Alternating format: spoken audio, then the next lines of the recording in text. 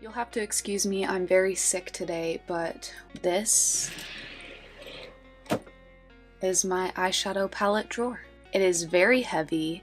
It's been weighing down this tower for way too long at this point. A lot of them are from BoxyCharm, and while I love that subscription, I hardly ever use the palettes that they send. My goal is to cut this collection in half. I'm going to try to stay out of the frame as much as possible. We'll see. The Tarte Rainforest of the Sea Volume 2 palette. It's full of neutrals, and it's really good for someone who just wants the utmost basics. Hopefully I'm not blinding you. It has your crease colors, something to deepen it up with, your shimmer, your overall lid shades, and highlight. But for me, it less than impresses me, and I didn't like the formula, and I'm never going to reach for this, so cute packaging though. The Krylon Professional Makeup V2 Bright palette. It contains all matte shadows. It has a variety of bright tones, but on the eyes these come off I can't speak.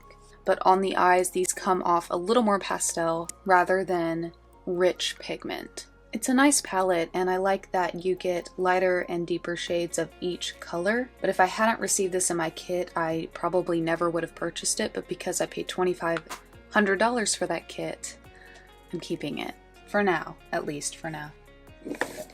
The Nightingale palette by Pretty Vulgar. She looks a little something like this. I tried this on the eyes a couple times, and it just seem to fall off really quickly. Some of these deeper shades feel really chalky, and I mean those two look almost exactly the same. I don't like it, so I'm getting rid of that one. Too Faced Bon Bons palette.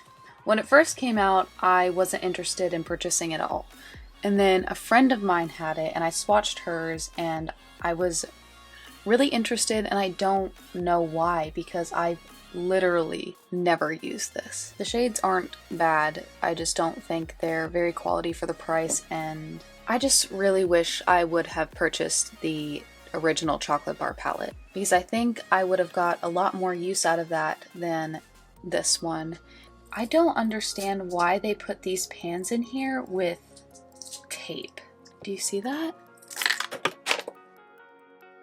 I've never seen pans manufactured into a palette with Scotch tape. We are moving on from her. The Grandiose palette from Ace Beauty. This is like a perfect dupe palette for the Huda Beauty original rose gold. So now I'm like torn because I know I like the mattes in here, but these shimmers are pretty much unusable, and the formula feels pretty nice in this Ace palette, and you also have those shades that are completely unique to it. Can't even get the original Huda Rose Gold palette anymore, so I think I'm going to keep both of these. The Laura Lee Party Animal palette. I already know I'm getting rid of this. I didn't like the formula. They're chalky. I already have a neon type palette in here that I know I'm going to keep, so there's no reason for me to have this one as well. My hungover shade is Busted the House, and she just needs to go.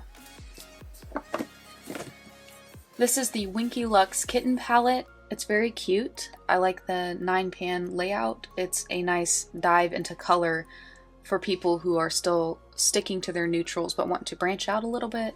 I'm just never gonna reach for it. What is this one in here? BH Cosmetic Foil Eyes to Go. I'm definitely not going to use that. The Lorac Pro 2. Really hard for me. I don't know what I want to do.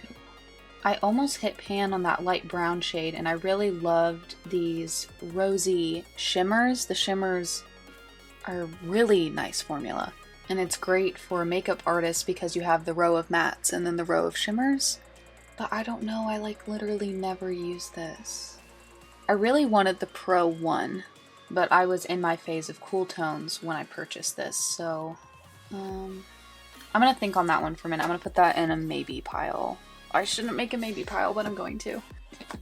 The Kylie Royal Peach palette, I remember waking up so early to snag this, and listen, The layout of her shadows and the colors that she puts together, like her color combinations, that's what draws me in. I just remember having to work so hard to blend these mattes and so hard to make the shimmers show up the way that I wanted to. The pigment is so inconsistent. I just honestly don't understand. And when I look at it in the pan, it just, or in the palette, I can just tell, like, I'm sorry, what is that? That is unacceptable. And this brush, listen. Not only did she not cover up that it clearly says China, this is the roughest brush I have ever felt. It feels like straight up, like wiry. The whole thing about it smelling like chemicals. I mean, she didn't even put the sticker on the back symmetrically. And just little things like that get on my nerves when it comes to, I mean, she's covered in diamonds. Her wigs probably cost more than my house. Why can't you take a little extra time to make sure that the stuff that you're putting out is 110%? But there's the tea, I guess. This palette is from Pure, and Pure and I have an interesting relationship because some of their things I'm down with, but some of their stuff I don't know, it's just not my thing. How am I supposed to hold this? I truly don't understand. There, how's that? I just don't feel inspired to play with this at all. And I remember when this palette came out, there was this whole brand trip around it. Like, people were going to, I don't even know, was it like Bora Bora to promote this palette? And then no one talked about it. And I was like, interesting. But there's no shade to this palette. It didn't do me wrong or anything like that. I just don't want it. Here's another Pure palette that's still in its packaging just because I know I'm not going to use it. I haven't even swatched it, so it's brand spanking new. This is the Midnight Masquerade palette, and I'm just not inspired, and I know I'm not going to use any of these face products. I can just tell by looking at these shadows that the formula is not going to be something I'm very impressed with, and so that one's going to go to a better home. The Kevyn Aucoin Nude Pop palette. This is, well, the most high-end palette I've ever purchased to date. Not the most expensive, but the most luxurious name. And I do like it. I like the tones and the shadows. There's nothing wrong with them. They're beautiful. I love using this. This shade is so interesting. But I don't know. I kind of wish I hadn't purchased it. I think I thought I would use it more than I did. But it was limited edition, and I'm going to keep it around for now. Yeah, it's pretty. One of the palettes that I received in BoxyCharm that I actually was stoked about. It's the Alamar Cosmetics Reina de Caribe eyeshadow palette. Wow, I sounded so white saying that. So this was their volume 1. I know they came out with a volume 2, which I thought at some point we were supposed to get in our BoxyCharm, but I haven't seen it yet. But it's so beautiful, so fun. Again, I love the shimmers separated from the mattes. It's just that little extra something that I love when working as an artist. And I also love when palettes have a cover that folds all the way back because it just makes it so much easier. Fun, I like it. I'm gonna keep that. I feel like I'm doing pretty good so far. I have more things that I'm getting rid of than keeping. So what else are we gonna look at? This is the Dose of Colors Friendication palette. 1000% my absolute favorite palette. I cannot say enough good things about it. These shimmers feel wet and they are so metallic and intense and foiled. The mattes are buttery, creamy, smooth. They blend so beautifully together, but they don't muddy. This shade I've made a decent dent in. It's an amazing highlight. This is one of those palettes where I've literally used every single shade in here, and I can't say that for a lot of the other ones. I remember less than a week after purchasing this, it went on sale at Ulta for 50% off, and I wanted to be upset, but I was like, I would pay full price for that again. Like, it's that good. Another palette I've been really loving and was the newest purchase for me this year is the Venus XL2. This is everything that I wanted the Too Faced Peach palette to be. What I like about Lime Crime and what I feel like they do very well, as well as a lot of indie brands, is they just have that oversaturation of uniqueness that you really can't find in the mainstream brands. Like this Thorn shade, It's a shimmery golden brown, but it has blue metallic shimmers in it. That is so up my alley. This Forbidden shade is pretty. Eve Myth. This Locust shade is like a green brown duochrome. Oh my gosh. When this hit the market, I was just like, yes. I've loved the looks I've created with it so far. Just 5 years ago, you had gold and you had silver, and if they were remotely frosty, it was like, oh my gosh, this is so beautiful. But now you have foils and metallics and gelée formulas, and you have shimmers with other colored shimmers inside of them and duochromes, living my entire fantasy. Definitely keeping that one. The other Lime Crime palette I have here is the Venus 3. Shimmers are that, well, a lot of them are like that harder formula, but if you just work with them a little bit and pop them over a concealer, they will do you so right. I love this, it's really fun, and I would love to have the entire collection of the Venus palettes because they're just so unique. The Tarte Love Trust Fairy Dust palette, and I'm 100% not gonna lie to you, I bought this because of the packaging. I kept it because of the highlight shade, but I know it's the love of my life. Like, I just got this not too long ago, and I'm about to hit pan on this guy. I like don't even want to swatch it because it's limited edition and they don't make that shade separately, but like there's a really light swatch of it. Hello. You can't even see that. I don't really use the eyeshadows in here because the Tarte Circle palette eyeshadows aren't my favorite formula. I haven't tried their Tartelette palettes. I really want to. But I think this was a step in the right direction. It's definitely better than the Rainforest of the Sea formulas. But I actually emailed them and I was like, can you please make this middle highlight shade permanent? Please? Okay, thank you. The Glam Metals palette from Crown Beauty? Is that what it is? It's like this rocker. It's just too grungy and smoky for me. I'm not into this whole vibe, so that one's getting a new home. This is a trio by IBY Beauty. It's called Three's Company. Oh, that's cute. I get what you did there. It has a light shimmer, a gold, and a matte brown, but I'm literally never going to use this ever. Ever. NYX Dreamcatcher palette. I think I bought this at the Christmas tree shop because for some reason I thought I was going to use this. Does that look like something I would wear ever in my entire life? I don't think so. Alright, I'm sorry, I'm back. I had to go eat some breadsticks. Urban Decay John Michael Basquiat palette. I actually bought this with every intention to use it quite a lot. I really love these mattes. They're very creamy, very buttery, but the shimmer shades are more of a satin. If they came out with a trio of these 3 shades, I would be all over that. They collaborated with this artist. I believe he's no longer around anymore. I believe he's deceased.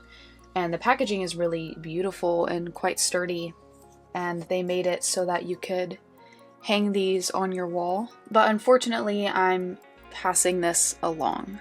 I'm going to put most of these palettes online or try to sell to friends or eventually just give away to people because, especially with that one, I mean, that was limited edition and there was probably someone out there that really wanted it and couldn't get it.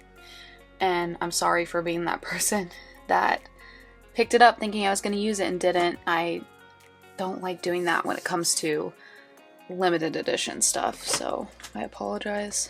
Another limited edition moment that I guess not a lot of people knew existed is the Anastasia Beverly Hills Self-Made palette. It is still really smoky and grungy, which is not my vibe at the moment, but it does have some really fun shades in there, stuff that I think is what the Anastasia Prism palette was kind of going for. 100% obsessed with this pink champagne shade. If I want it that badly, I'm thinking I can just pick up a single pan of it and pop it in one of my Z palettes. It's a really interesting palette, but it's not very practical. This duochrome shade here shifts gray to pink, and this black shade has red metallic glitter throughout it, which doesn't really make a lot of sense to me. There's only one true matte, well, 2 true matte shades. This off-white, cream, medium toned brown. And then it's got this kind of random pop of purple and green. It just doesn't really work together. You can't really work these shades together into a complete look so that I'm not keeping this entire palette and someone else can get some nice use out of it. The Huda Beauty Electric Obsessions palette, this was the neon palette I was talking about keeping. I picked this up to actually replace my Urban Decay Electric, which I'll talk about in a second. It's so compact and small and has such a wide variety of tones that if and when I do want to pick up something along this lines, this isn't taking up that much space within my collection, so I don't feel bad about keeping it, especially because it wasn't cheap. And the formula does feel pretty nice. Alright, sorry if anything has shifted a little bit, I had to change my battery. I don't really have a tripod, so I'm literally stacking it on top of a makeup case with lipsticks.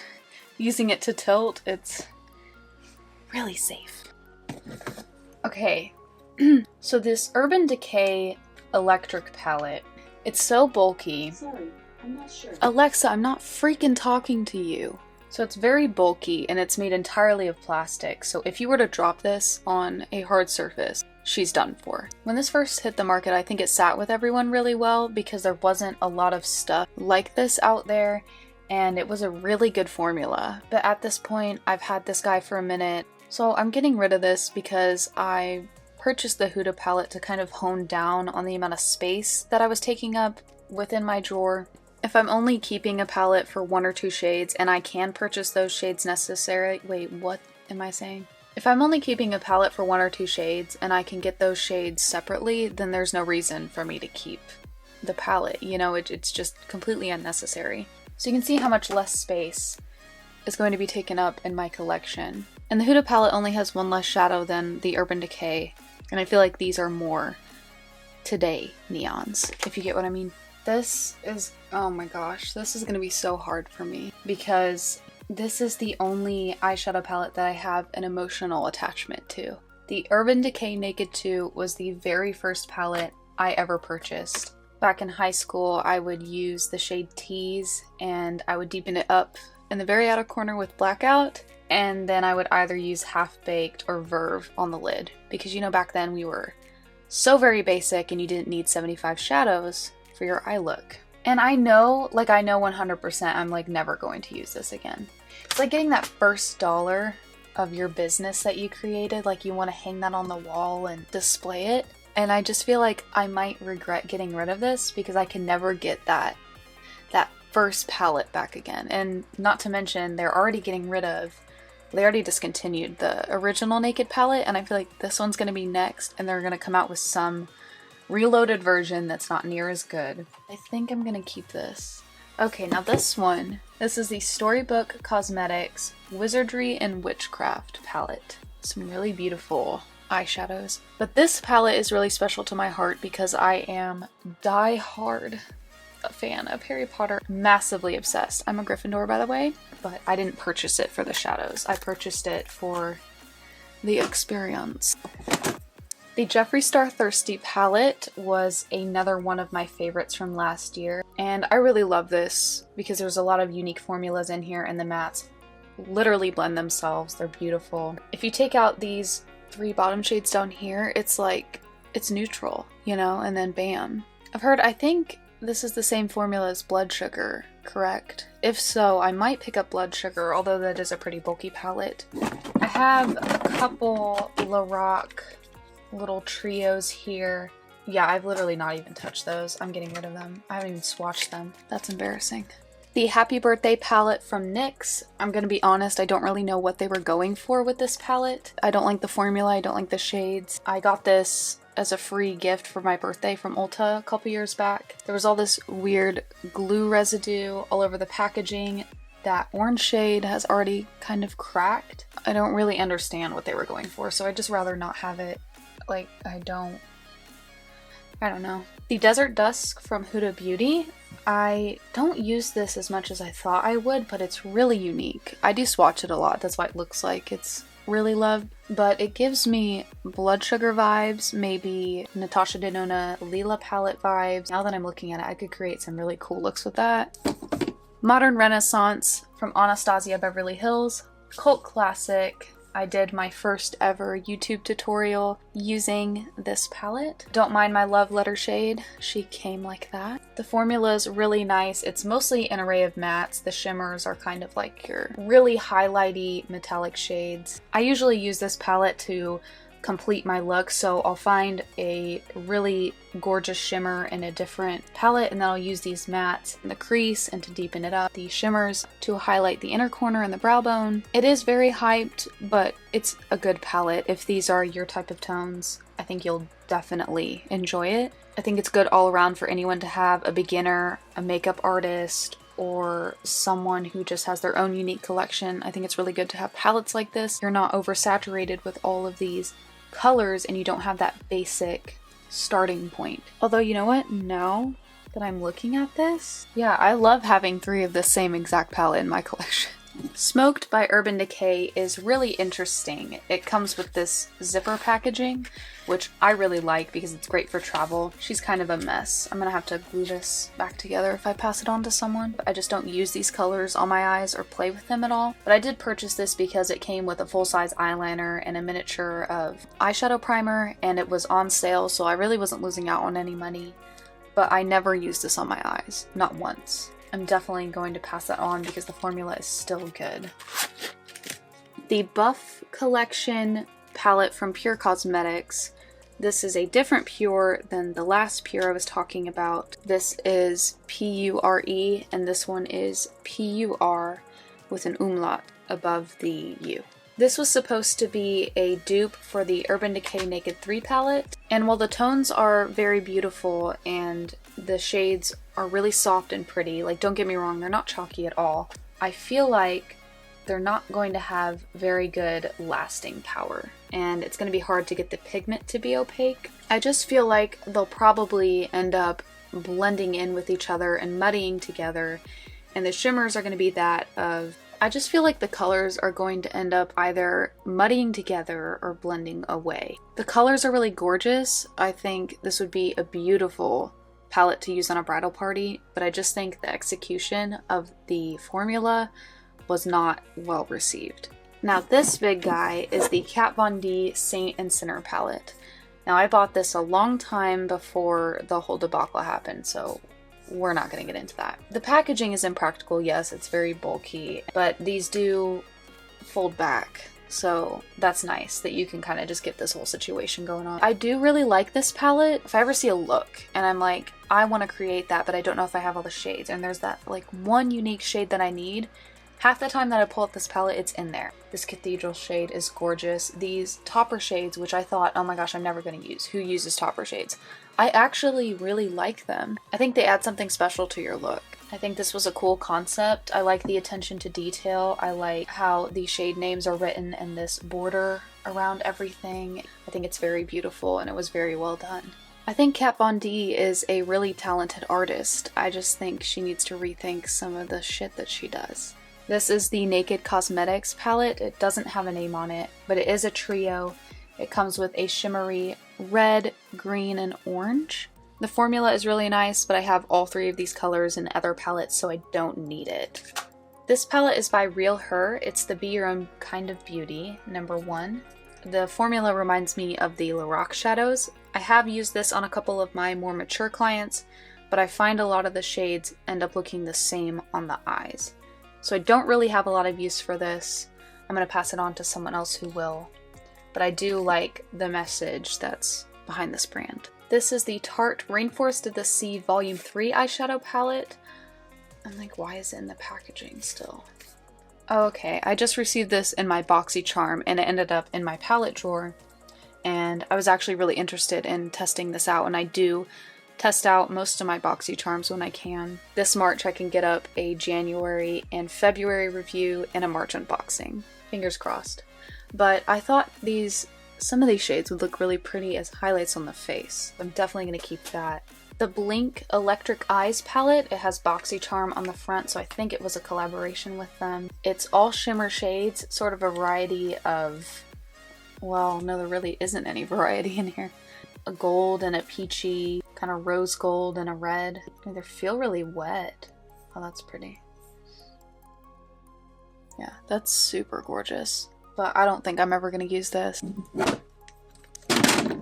This palette is from Pure, the Soiree Diaries, and I have not even touched that yet. Down here, these shimmer shades look like a wet gelée formula, kind of like the last palette I just swatched, and the mattes look decent. I think since it's so new and untouched, I should just pass it on to someone. This is from Studio Makeup. It's the On The Go Cool Toned Eyeshadow Palette, and these shades have no names, if I remember correctly. It's kind of a nice alternative from the Naked 2 palette if you were looking for something with the same tones but a little bit different. I remember this shade being really beautiful. Yeah, that's pretty. But I'm gonna go ahead and put this in the declutter pile because I know I'm not going to use it. Here's a trio from NYX, and it's in collaboration with Ipsy. Well, I haven't had Ipsy in a while.